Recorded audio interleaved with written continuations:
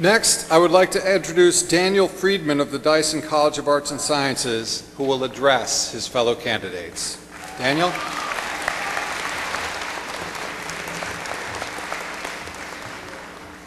Thank you. President Friedman, trustees, honored guests, officers of administration, faculty, family, and friends, and my fellow graduates of the class of 2008, we made it!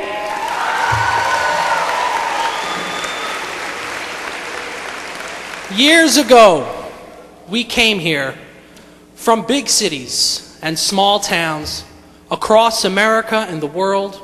We came here to Pace University to learn and to grow. This morning, we spend our final moments here to celebrate all that we have learned and all that we have accomplished. But our achievements are not only our own.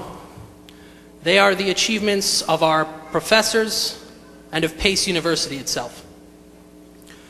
We are here today not only because of ourselves, but because of those who came before us, our parents and our professors. We carry on their traditions, and in the process, make our own. Guided by their principles, we set our own course, never forgetting what we have learned along the way.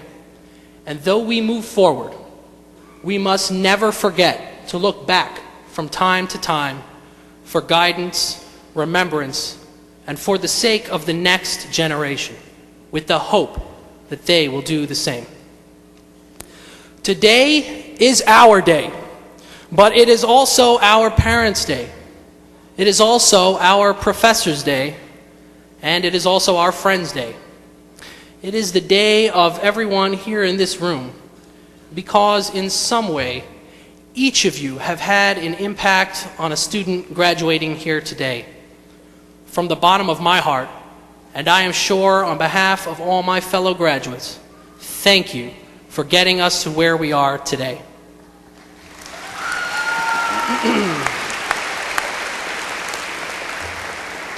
Today, on our graduation day, we look back at all that we have learned and all that we have experienced, and we look ahead to a future unknown with dreams to be fulfilled.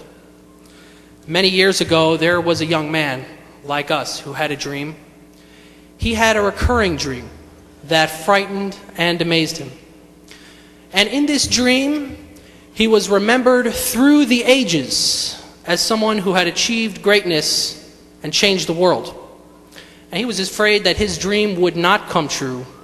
And he wrote to his friend about this dream.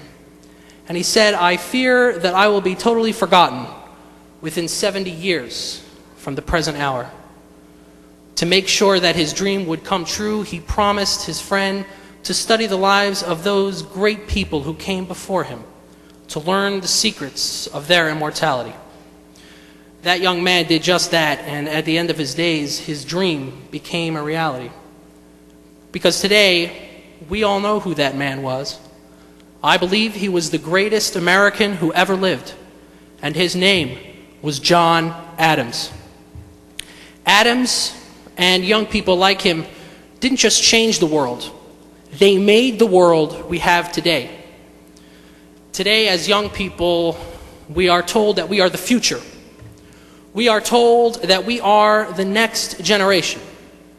In Adam's time, he knew that that was not enough to do the things he wanted to do. And in that same spirit, I say to you today, let us be the present and let us make this generation our generation too. In our generation, the people of this nation look desperately for leadership and greatness, and they find little in the way of either. The challenge of our generation is the challenge of Adam's generation.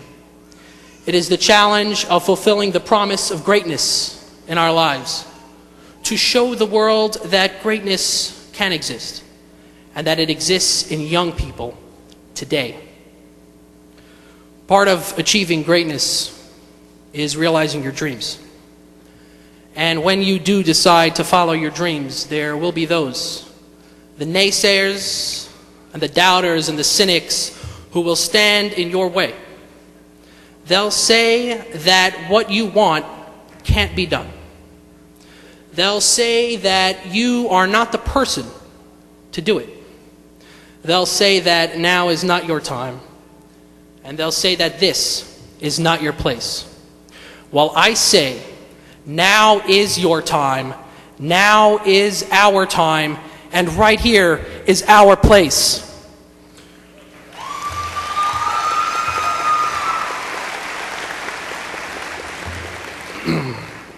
To achieve greatness, we must accomplish certain things in the world. We must heal the illness of war with the remedy of true compassion. We must fix the problem of apathy with the solution of intellectualism. And we must rid ourselves once and for all of the tyrannies of ignorance, hate, and misogyny, and replace them with the goodness of tolerance, empathy, and understanding.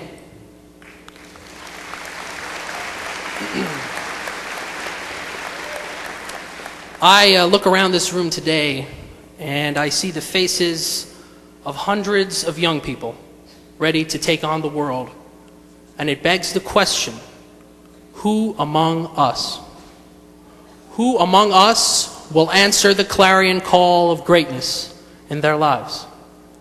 Who among us will lead a new generation of Americans out of an era of darkness and into an era of unfettered possibilities? Who among us will challenge a nation and a world to greatness, to become the next Adams? I ask these questions not because I expect just one or two of you to rise, but because I believe in my heart of hearts that the answer can be every one of us. Because I believe that the promise of greatness is not just within us, it is us. Because I believe that for us, greatness is not merely an opportunity. It is not simply a possibility. It is our destiny. It is the destiny of a generation born in a time of peace, forged in a time of war, and rising to lead in a time of uncertainty. Greatness is the challenge of our generation, and it is the destiny of our lives.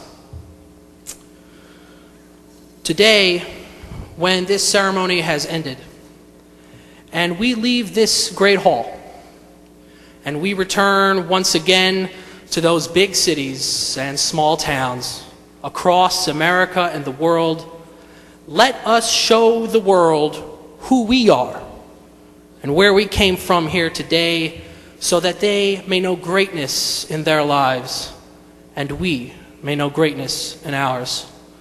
Let us kindle the flame of our greatness so that its bright fire will light the world, and as John Adams dreamed, we too may be remembered for ages to come. Thank you very much, and God bless this great class of 2008.